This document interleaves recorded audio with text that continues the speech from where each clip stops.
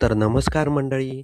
तर होतं असं, जो धैर्य असतो तो सावीला आपल्या गाडीवर बसवून आपल्या घराच्या दिशेने म्हणजे सावीच्या घरी घेऊन येतो. घेऊन आल्यानंतर तिच्या डोळ्याला पट्टी बांधलेली असते. त्यानंतर हळूच तिची पट्टी खोलली जाते आणि त्यानंतर जो धैर्य असतो तो बोलतो, "सावी, हॅपी लग्नाच्या वाढदिवसाच्या खूप खूप शुभेच्छा," असं तो बोलतो. त्यानंतर सर्वजण त्यांच्या दोघांवर फुलं टाकतात. त्यानंतर जो धैर्य असतो तो ब्लॉग स्टार्ट करतो आणि बोलतो, "नमस्कार कोल्हापूरकर. मी बोलतोय धैर्य मुजुमदार आणि मी आज माझ्या बायकोसाठी ब्लॉग बनवत आहे आणि हे बघा आम्ही सोबतच आहोत," असं तो बोलत असतो. त्यानंतर हा व्हिडिओ तिकडे इरा बघत असते. इराला खूप राग येतो आणि त्यानंतर जी सावी असते तिला खाली बसतो आणि प्रपोज करतो आणि बोलतो, "सावी, माझं तुमच्यावर प्रेम आहे आणि तुम्हीच मला जोडीदार म्हणून शेवटपर्यंत पाहिजे आहे," असं बोलत असतो. त्यानंतर जी सावी असते ती बोलते, "धैर्य, तुम्ही माझ्यासाठी एवढं मोठं सरप्राईज प्लॅन केलं?" तर धैर्य बोलतो, "हो, मी तुमच्यासाठी एवढं मोठं सरप्राईज प्लॅन केलं." तर त्यानंतर "अजून पण सरप्राईज आहे, आतमध्ये चला," असं बोलतो. तर दुसरीकडं जी इरा असते ती मार्केटला गेलेली असते आणि तेवढ्यात तो जो नाना असतो, तो अचानक एका ठिकाणी पोहोचतो आणि त्याला एक घर दिसतं. ते घर बंद असतं. तो प्रत्येकाला विचारतो, "हे घर कोणाचं आहे?" पण त्याला कोणीच सांगत नाही हे घर कोणाचं आहे. मग तो काय करतो, गुपचूप त्या घरापाशी जातो आणि डोकायला सुरुवात करतो. पण त्याला आतमधलं काहीच दिसत नाही. त्यानंतर होतं असं, जी इराची आई आहे ती तिथंच असते आतमध्ये आणि तेवढ्यात नाना काय करतो, ते दरवाजा वाजवतो. वाजवल्यानंतर जी इराची आई आहे ती बोलते, "कोण आहे? कोण आहे?"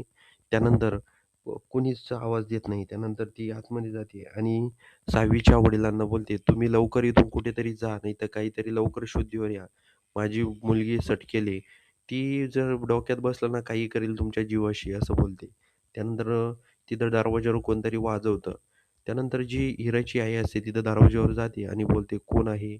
तर जो नाना असतो तो टोपी घालून आणि गळ्यात एक बॅज लावून आलेला असतो. तो बोलतो, "मी सरकारी युनिटमधून आलो आहे आणि तुमच्या घरामध्ये कोणीतरी पेशंट आहे असं मला कळलंय. त्यामुळं मी तुमची मदत करण्यासाठी आलोय." तर जी इराची आई असते ती बोलते, "काय बोलताय तुम्ही आणि तुम्हाला कोणी पाठवलं इथं?" तर नाना बोलतो, "अहो, तुमच्या घरात पेशंट आहे अशी माहिती आम्हाला कळाली. पेशंट पाहू द्या आम्हाला." नाना जबरदस्ती घरात घुसण्याचा प्रयत्न करतो. पण जी इराची आई आहे त्याला घरात घुसू देत नाही. ती बोलते, "तुम्ही पहिलं इथून निघून जा बरं. इथं काय आहे तुमचं? निघा बरं इथून." असं बोलते. त्यानंतर जो नाना असतो तो बोलतो, "अहो असं काय करताय मॅडम? मला एकदा बघू द्या काय आहे, काय नाही. तुम्हाला कळतंय का?" तर जो नाना इराची आई आतमध्ये जाऊन देत नाही. त्यानंतर नाना बोलतो, "1 ग्लास पाणी मिळेल का? खूप ऊन आहे. मला तहान लागली होती." तर इराची आई बोलते, "पाणी-बिणी काही मिळणार नाही. निघा इथून पहिलं."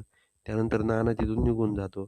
त्यानंतर इराची आई आतमध्ये जाते. तर इकडं परत दरवाजा वाजतो. पण तेवढ्या झपाट्यामध्ये जे सावीचे वडील असतात, ते तिथून खुर्चीतून आपला दरवाजा खोलतात आणि तिथून ते निघून जातात. त्यानंतर जी इरा असते ती आतमध्ये येते आणि आतमध्ये आल्यानंतर ती सावीच्या वडिलांची खोली चेक करते. तेवढी ती बघते तर तिच्या पायाखालची जमीन सरकलेली असते. ती बोलते, "अगं आई, कुठे गेले हे? काय करत होती तू?" त्यांची शोधाशोध सुरू होती. तर दुसरीकडे जे सावीचे वडील असतात, ते नानाला धडकून म्हणजे चालता-चालता धडकून खाली पडतात आणि त्यानंतर काही माणसं त्यांना बघतात आणि बोलतात, "ए, काय केलं रे तू?" त्यांना असं बोलतात. त्यानंतर नाना घाबरून तिथून पळून जातो. त्याने बघितलेलं नसतं की ती सावीचे वडील आहेत असं. तर आता तिथून त्यांना उठवलं जातं आणि ते तिथून पुन्हा चालतात. तर दुसरीकडं जी सावी ते असतात, सावी आणि धैर्य दोघेही घरात येतात आणि जो धैर्य असतो खाली बसून सावीला प्रपोज करतो आणि बोलतो, "सावी, माझी आयुष्यभर साथ देताल का?" असं बोलतो.